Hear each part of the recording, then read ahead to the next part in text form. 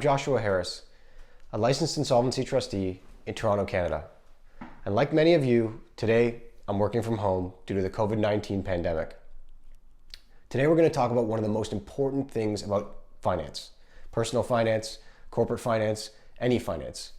It's all about budgeting, especially during a time like this pandemic when funds are very tight and people are struggling to make ends meet. So today our trustee tip is going to be to look at a few different ways to budget. Now the first thing with creating a budget is to write down your income at the top of a piece of paper. Excel, paper, however you want to do it, but write down your income after tax, whether it's bi-weekly, weekly, monthly, it doesn't matter, but you want to look at your after-tax income and put that at the top of the line. The next thing you're going to do is put down your expenses in order of importance. So obviously, you're going to need that roof over your head, and you're going to put that expense right below your income.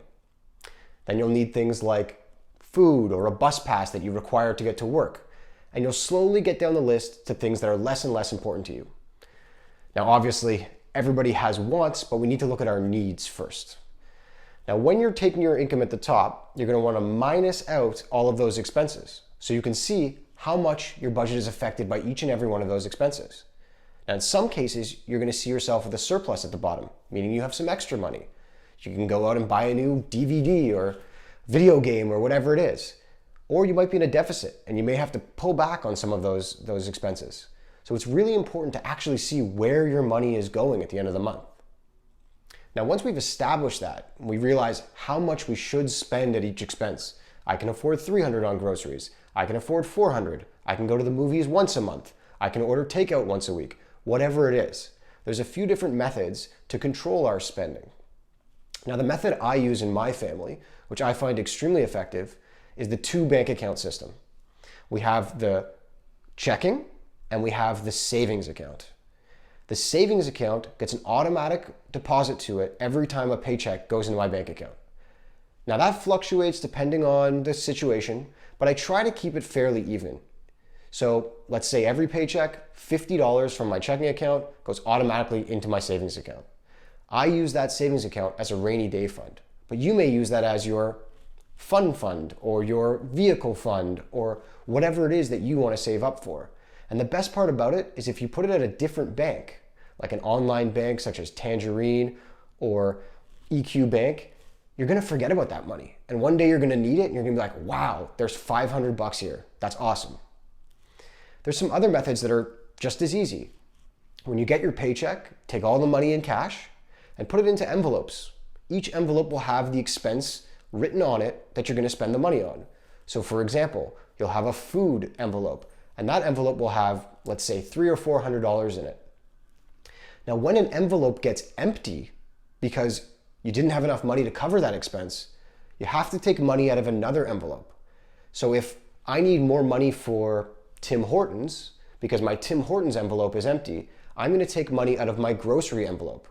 And what's going to happen is I'm going to have to adjust my grocery spending to accommodate my Tim Hortons spending.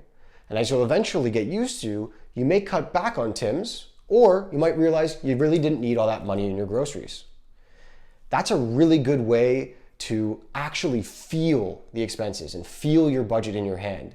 And hopefully, once you do that after a while, you'll get used to it and you won't necessarily need to cash everything and put it in envelopes.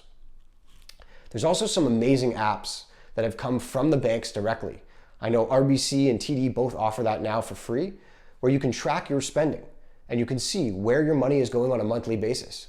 Apps like Mint also offer that as a free service to make sure that you understand your budget and you understand where your money is going.